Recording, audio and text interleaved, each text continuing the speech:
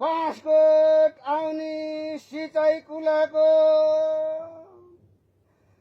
लालुङ खोलामा पक्की कुलो बनाउन निर्माण गर्न पर्ने भएको हुँदा घर कुरिएबाट बाउसो साबल गैँची बेल्चा ल्याएर प्रत्येक घर कुरिएबाट एक एक घारी बाँस ल्याएर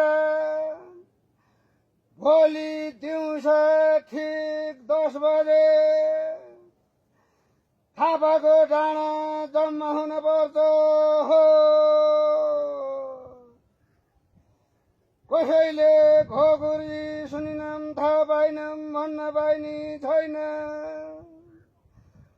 पूर्जा खोलादेखि बाँसकोट आउने सिँचाइ कुलाको लालुङ खोलामा पक्की कुलो बनाउने निर्माण गर्न पर्ने भएको हुँदा प्रत्येक घर कुरियाबाट